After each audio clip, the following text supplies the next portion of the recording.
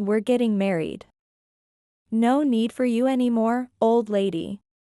One day, my husband, who is a company president, came with his secretary to propose a divorce. The secretary stood by him, mocking and looking down on me. I have been married to him for 25 years. Just as we have grown the company together over these years, this betrayal comes. Moreover, the mistress is the secretary who always looked down on me. I'm not the kind to stay silent after being ridiculed like this. Fine. I'll give you a divorce. In return, I demanded a substantial amount of property division. The two of them were pleased with my words. Soon after, the divorce was finalized, and I decided to leave the company. Sometime later, the two had a grand wedding overseas. Despite being looked down upon by the employees, they didn't care. However, the situation changed about a month after the wedding. I was living a quiet life after quitting my job when I received a call from the secretary. What's the meaning of this? You tricked me. She shouted angrily as soon as I answered. According to her, her husband's attitude had changed since before their marriage. I smirked, imagining such a scenario. Then I decided to reveal another side of my husband to her. I am Kathy, a 45-year-old woman. I usually work at the company run by my husband. Although I'm the president's wife, it's a small company, so I mostly do administrative work. The company can't operate without the active involvement of every employee. The workplace atmosphere isn't bad, and I think it's quite homey. Employees don't hesitate to talk to me, the president's wife. And they feel comfortable consulting me. The company management was going fairly well. We have a son, Michael, who turns 25 this year. After graduating from college, he was working for another company. But he recently joined our company. It's uncertain what will happen to this company in the future, but if Michael is to take over, I thought it would be better for him to gain experience elsewhere first. So even after joining our company, he's treated like any other new employee. I've told his colleagues to guide him strictly if there is anything he should learn. His colleagues, knowing my serious nature, don't over-accommodate and properly train Michael. Although I was busy every day, both the work and company management were going smoothly. I met Richard, my husband, just after I started college. From a rural area, I was able to go to a university in Boston because I could get good grades. However, without any acquaintances, I was bewildered by life, about which I didn't know anything at all. Not being fashionable, I felt out of place among my peers. Because of this, I didn't make any friends, didn't join any clubs, and just went back and forth between home and lectures. Eventually, I was impressed by the large number of books in the university library. And as a book lover, I spent most of my time there, further isolating myself. One day, while reading a book in the library between lectures, someone spoke to me. You're always reading, aren't you? A gentle-looking young man with glasses was smiling at me. I was so surprised that I couldn't speak. Apart from talking to professors and librarians, I didn't have anyone else to talk to. It might have been the first time I was approached by another student. Well, yeah.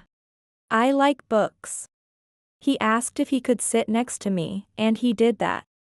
Flustered, I faced my book, but I couldn't absorb the content at all. Glancing to the side, I noticed he was also reading a book. I hadn't noticed because of the glasses, but he had long lashes and beautiful eyes. When I stared at him without realizing it, he noticed my gaze and turned to me. Is something wrong? Our eyes met. Stammering, I asked him why he had approached me. Blushing, he replied, I've always noticed you because you're so beautiful. That was the start of our relationship. Richard was in the same year as me, studying engineering. While talking, I discovered we were from neighboring hometowns. We hit it off talking about our hometowns, and since I was naturally talkative, I was able to chat freely for the first time in a while. We met almost daily at the library, and after a while, he asked me out on a date. And confessed on the way home. I worried if I was good enough. Looking around, there were many fashionable and cute female students. When I'm with you, Kathy, I can be myself. Sensing how I felt, he took my hand and pulled me close. Though he was usually gentle and calm, I could feel his masculine strength. It didn't feel bad, and I naturally embraced him. I couldn't put it into words, but that was my best response, and Richard accepted it. By the time we were sophomores, we had started living together without telling our parents. Since dating Richard, my self-esteem had improved. And I started a part-time job and joined a club I had been interested in, becoming more active. I also made some female friends. I thought, if I hadn't met Richard, none of this would have happened. However, just when I was enjoying my ideal college life, it abruptly came to an end due to an unexpected event. Richard and I had conceived a child. If things continued, I would give birth around the summer of my junior year. Even if I could get through the first semester, taking a break for childbirth and childcare would be inevitable. Although my parents were paying my tuition, they didn't have much to spare. And repeating a year was not an option. My father was furious. My mother was also angry, but the thought of an abortion was not comforting either. My father threatened to disown me if I had the child. He thought it wouldn't be too late after graduating from college, then starting working. I couldn't deny that. My parents had struggled with their education. And they were doing their utmost to support me so I wouldn't have to go through the same. Yet, I couldn't bring myself to terminate Richard's child, so after discussing it with him, we decided to have the baby, even if it meant being disowned. Richard's family was also struggling, so the two of us dropped out of college. Afterward, we registered our marriage, and Richard worked to barely manage until the birth. From then on, it was a life of saving, truly living in poverty. Of course, we couldn't rely on our parents, so we had to manage on our own. Driven by necessity, Richard started a business, but it wasn't smooth sailing. In between childcare, I handled the administrative tasks I could. And we managed to earn just enough to get by. As we struggled together, work gradually increased, and so did the revenue. Eventually, we were able to hire employees, expand, and the company grew. While working desperately, Michael also grew up, and before we knew it, 25 years had passed since our marriage. Still, Richard and I are only 45 years old. There are many aspects of the work we can delegate to employees. So we want to spend peaceful times traveling together. I thought, we didn't even have a wedding or a honeymoon. There are many things we couldn't do, but now we have enough money to enjoy the present. Meanwhile, although I was disowned by my family, I still occasionally contact my mother. My father won't back down once he's said something. But it seems he's feeling lonely as he gets older. In fact, I have been regularly sending photos of Michael to my parents' house since he was born. Apparently, my father secretly looks forward to them. It might be time to take Michael to see them. Maybe now, my father might forgive me. Yet, I say this but can't make time due to work. Recently, as we've gotten older, Richard's capabilities have also begun to wane. He forgets meetings with business partners and paperwork errors have become more frequent. Sorry. Despite my reminders, it's like a waste of time. He rarely goes fishing, which he used to love, and he's increasingly worried about work. At times, he is unduly angry with employees. It's more scolding than reminding, and I find myself having to calm things down more often. Is this what aging is like? I thought, well, me too. I as well as Richard feel that decision-making speed has declined compared to the past. I understand the frustration of not being able to do things like before. That's why I want Michael to be able to take over the work, but it will probably take another 5 years. We'll have to hold on until then. However, one day, Richard suddenly said he would make one of the new employees his secretary. He decided without consulting me, which was surprising. What's going on, suddenly? When I asked him alone, Richard said, "Won't Michael need someone when he takes over? You helped me when I needed some help." Indeed, I am handling the duties of the president's secretary. It makes sense to think about what will happen when that role is vacant. And I can understand Richard's point. Shouldn't it be someone else then? An experienced employee who knows various things would be better. Richard gave a non-committal reply. Oh, what was it?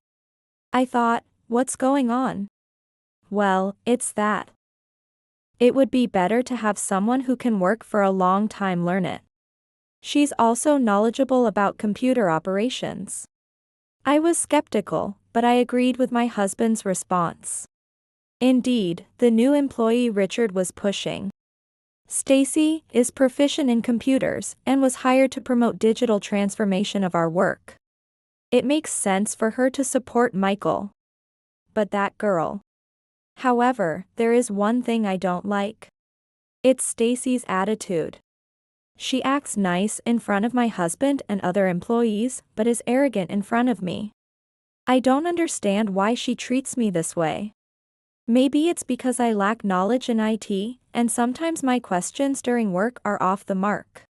Even so, regardless of my position as the president's wife, the lack of respect is too much. Well, let's try using her first.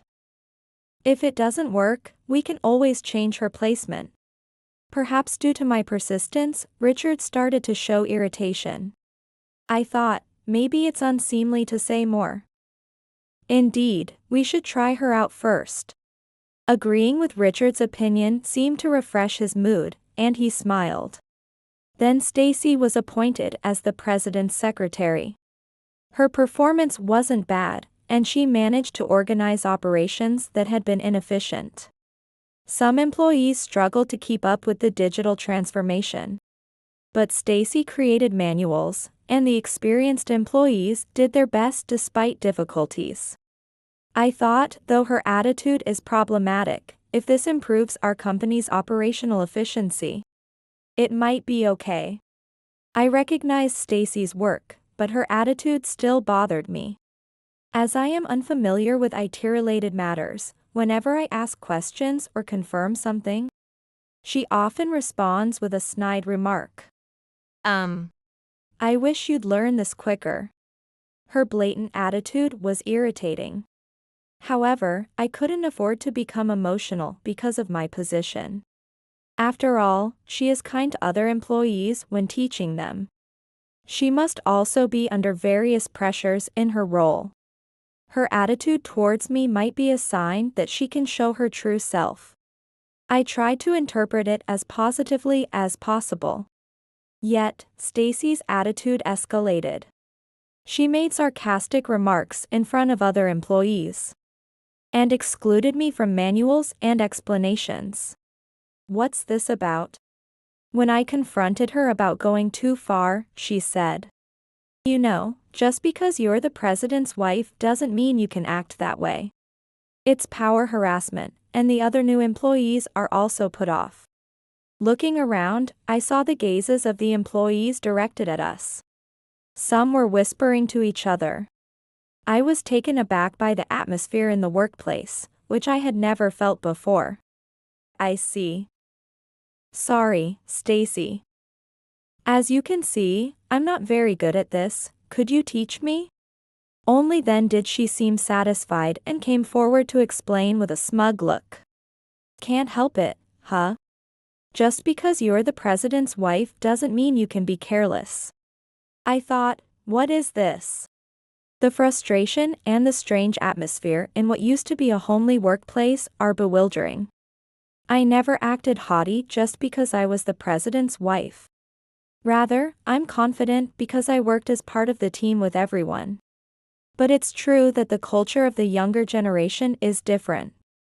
I painfully realize that the sense of employees as family, as in the old days, doesn't resonate anymore amid work reforms and prioritizing personal time. I thought, have I unwittingly become what they call an old nuisance? Interacting with Stacy, I feel my confidence, built up over time, slowly crumbling. I studied hard and struggled not to be demeaned by Stacy. Then, one day, my efforts were suddenly betrayed. One holiday, as usual, I was at home when Richard said he was going out for a walk. He had often been staying home on his days off recently, so I was a little relieved to see him go out. But when he didn't return for a while, I started to worry, and then Richard came back. Welcome, BA. I hurried to the entrance to greet Richard but stopped, stunned. There was Richard, with Stacy's arm entwined in his. What is this all about? I'm sorry, but this old lady is no longer needed. Right, Richard? Richard nods in agreement. I feel bad for Kathy, who has worked hard for many years. But you know, younger women are preferable. Saying this, he strokes Stacy's head. The age difference is as much as a parent and a child. There's disgust in addition to the anger. The company will be appalled. I wonder what Michael will think. It's fine. I'm the president, and it's my company. He says confidently. Is that so? It'll be tough without me around. What are you talking about? You have a young and capable secretary right here. Stacy laughs smugly. Oh, it doesn't matter. Of course, I'll pay you a severance and property division. It's only fair. I thought, unbelievable. That Stacy, so young, would get involved with such an old man. Richard, too, is smitten with a young woman and getting carried away. The two of them look so foolish in front of me that my anger turns into disdain. So the reason Richard has been eating out so much recently was this. I had thought it was business dinners or something. And he was even charging those meals to the company as entertainment expenses. The amount is significant, but it shows how involved he is. If he's going to be like that, then I might as well divorce him. I'm not the type to stay silent after being ridiculed by Stacy and betrayed by Richard, whom I've been with for so long. Fine, I'll give you a divorce. Stacy is thrilled. Now she's the president's wife. She's boasting about riding in the high life. Lately, supporting Richard, who has been declining, has been increasingly difficult. If I have to keep helping him more and more, it's wise to step back. Besides, I've been thinking about taking it easy soon, so this comes at a good time. I grab a bag and leave the house. As I'm about to leave, Stacy calls out to me from behind. Poor old lady. Have a miserable rest of your life. I have quite a bit of savings, so living in a hotel for a while is no problem. Whether she knows it or not. I leave without saying anything back, not even turning around. I mailed the divorce papers I signed that day back to the house, and the divorce is finalized later on. Richard, as promised, transferred my severance and property division.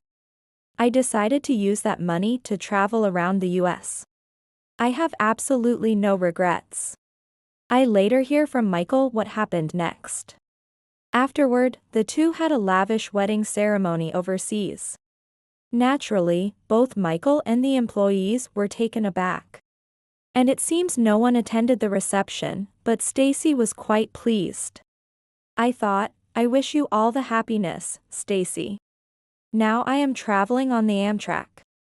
I open a beer can in the daytime and enjoy my lunch. Ah. The best.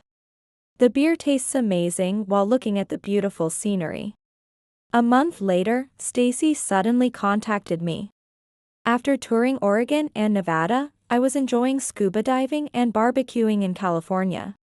Since the company had been on track, I had been diligently investing. So I had enough savings to enjoy my retirement. I wanted to continue enjoying life. So I hesitated about answering the phone but eventually decided to pick it up. Expecting to hear a sarcastic comment, I answered the call. However, Stacy's voice sounded depressed and she spoke seriously.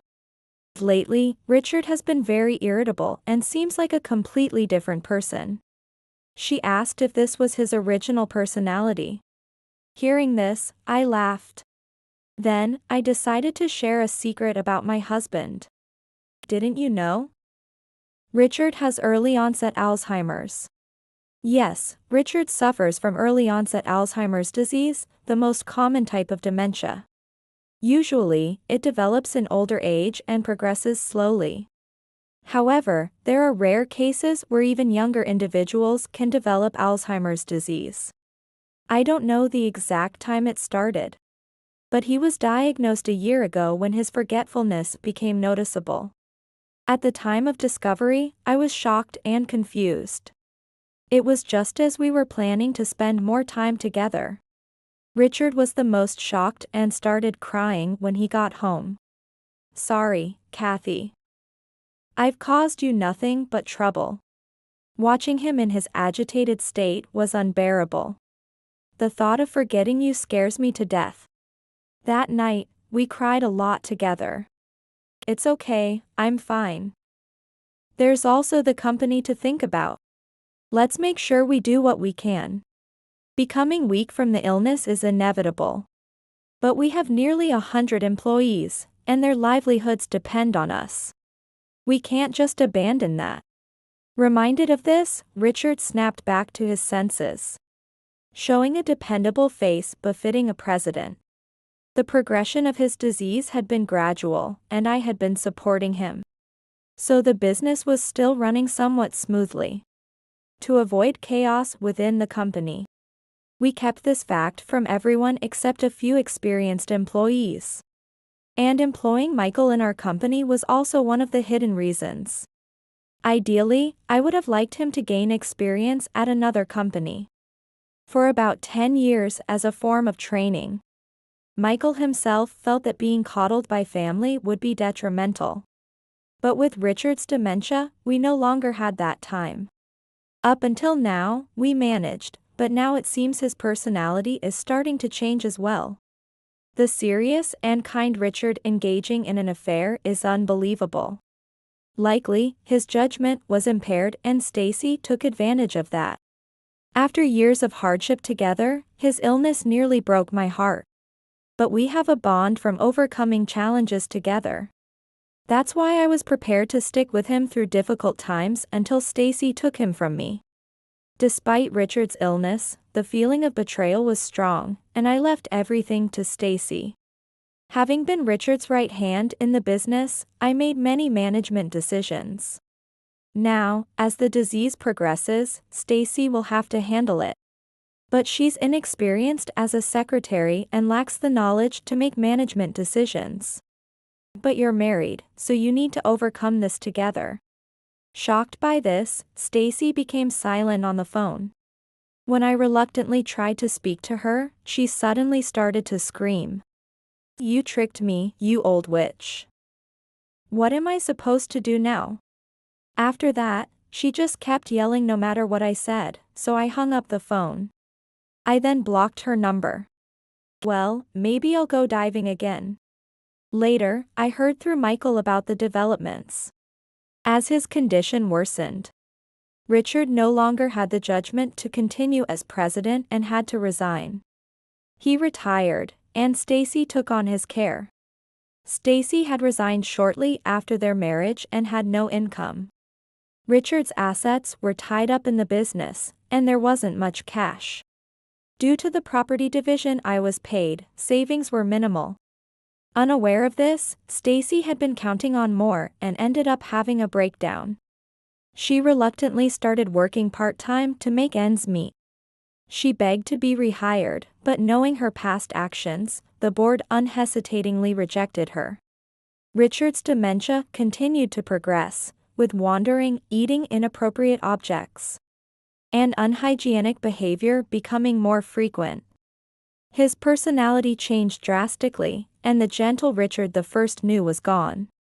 Stacy's days became consumed by dealing with his behavior. When Michael happened to see Stacy, there was no trace of her former charm. Her hair was unkempt, she wore a tracksuit, and she was trying to take Richard, who was wandering, back home. At that moment, Richard said, "Kathy, where shall we go next?" "Let's go to the library again, Kathy." He didn't mention Stacy's name, repeating words like when we first met. You can't divorce over a spouse's dementia. I want Stacy to continue standing by Richard as his wife, even if he only remembers the name of his ex-wife for life. Meanwhile, as my tour around the US was ending, the company asked me to return. Now that Richard and Stacy were out, I was to return as the president. Once, shortly after the divorce, I asked Michael how he felt. "It's sad, but there's no need for you to endure, Mom." Michael remembered the hardships of our early days when the business was struggling. But no matter how much we struggled together, an affair is unacceptable. Even if it was dementia, he must have had some judgment at that time. That's why, as a son, I can't forgive him for the betrayal. Michael was right. No matter the dementia, an affair is unforgivable. Especially since we divorced consensually when he still had some judgment left. Now, switching my mind, I'm focusing on preparing Michael to take over as president. One evening, as I was walking home from work, a figure approached me slowly from the opposite direction. It was unexpectedly Richard. It felt like too much of a twist of fate.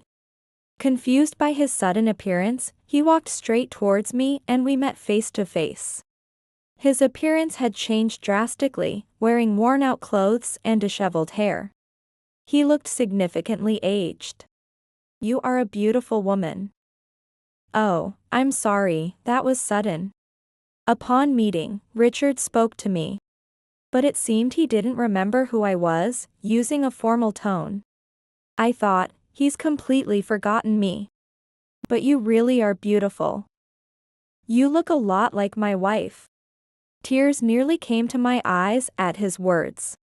Just as I was about to respond, Stacy interrupted. "Hey. Where have you been wandering off to?" Richard must have been wandering again. Stacy ran towards us.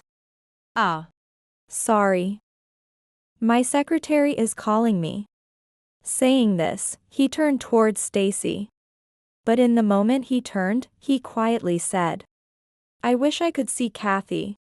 Stacy caught up and looked surprised for a moment but then glared at me and forcefully took his hand to lead him back home.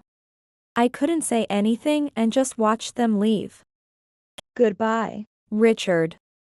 I started walking in a different direction, tucking away the memories of those times.